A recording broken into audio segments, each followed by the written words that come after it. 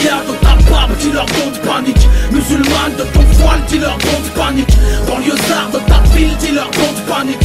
Mon slogan, ma vie, c'est le don't panique. Prolétaire de ta classe, dis-leur don't panique. Africain de ta peau, dis-leur don't panique. Musulman de ta foi, dis-leur don't panique. Mon slogan, ma vie, c'est le don't panique. Le monde est plein d'entêtements. Les entêtes de la presse font des têtes d'enterrement, mais... Bien, merci. En fait, mon intervention va parler du monde et, comme l'a dit l'orateur précédent, c'est des choses qui sont beaucoup plus liées qu'on ne pourrait l'imaginer. Ce qui se passe dans le monde et ce qui se passe ici, c'est effectivement une seule et même scène. Et les politiques auxquelles on est confronté en France, elle est en rapport avec des politiques internationales, et je voudrais un peu parler ici de la politique internationale des partis politiques français et du gouvernement actuel et de Nicolas Sarkozy. Quand il devient chef de l'État en 2007, Nicolas Sarkozy réunit les ambassadeurs de France, comme on le fait tous les ans, et il tient son premier grand discours de politique internationale. Et il dit le premier défi auquel on est confronté, c'est éviter une confrontation entre l'islam et l'Occident.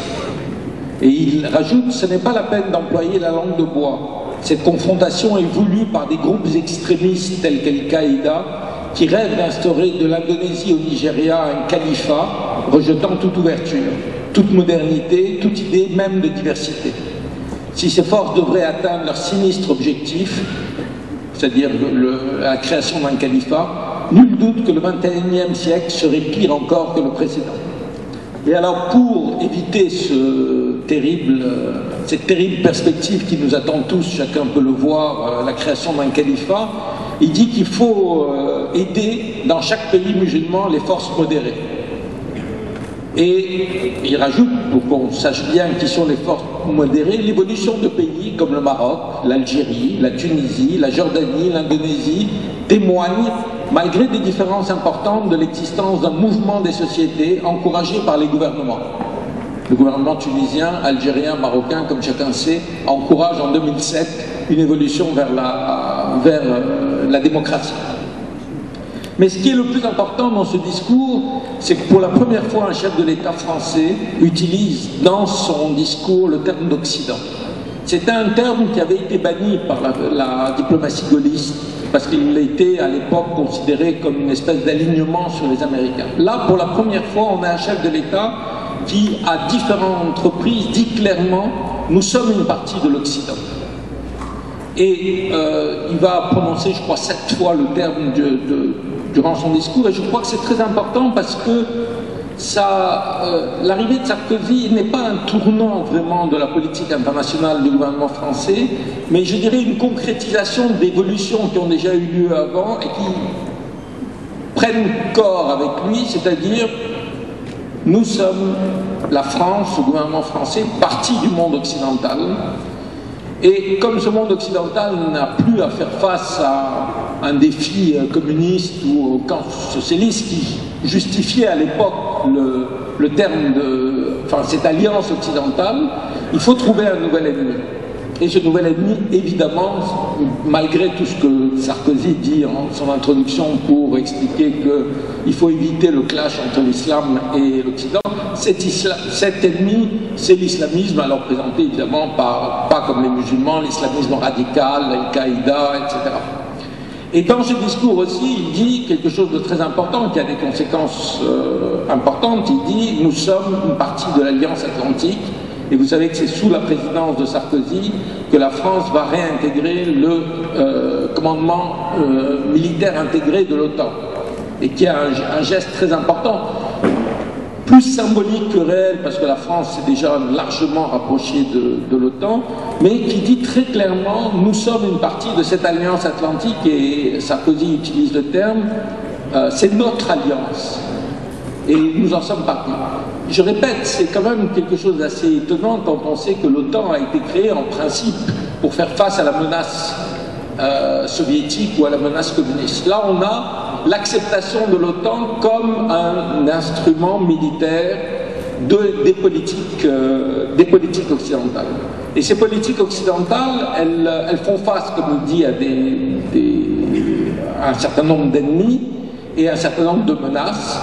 Et Sarkozy va, alors qu'il arrive au pouvoir en 2007, c'est-à-dire un moment où l'administration Bush est en difficulté en Irak comme en Afghanistan, il va s'aligner totalement sur les positions les plus radicales américaines et il va s'engager encore plus que ne l'a fait le gouvernement précédent dans la lutte en Afghanistan.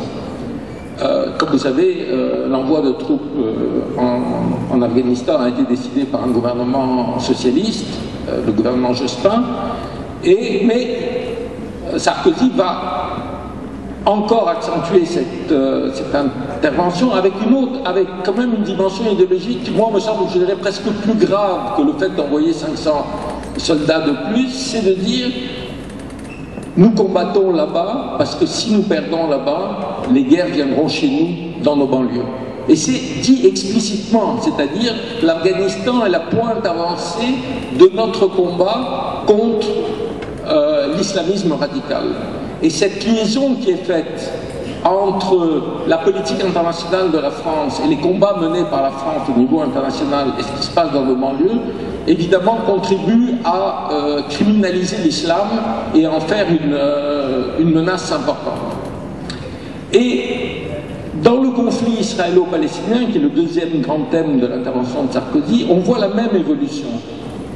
Si vous voulez, du point de vue du discours depuis 15 ans, du discours français sur la politique Proche-Orient, enfin sur la question palestinienne, plus ou moins le discours est le même. C'est-à-dire, nous voulons une solution politique fondée sur deux États, un État palestinien à côté de l'État d'Israël, nous voulons l'arrêt de la colonisation menée par les Israéliens, etc.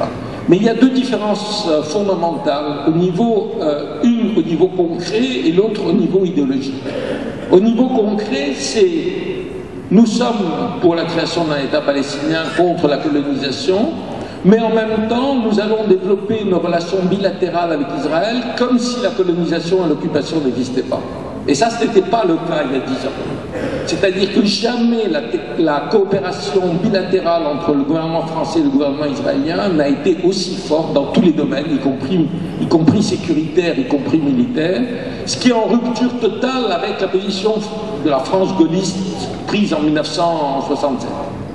Et puis il y a une autre chose qui là aussi nous renvoie au problème de l'islam, c'est que cette solidarité, elle est de plus en plus fondée sur l'idée qu'Israël est une partie de l'Occident et que finalement ce qui se passe là-bas, c'est aussi la défense de l'Occident.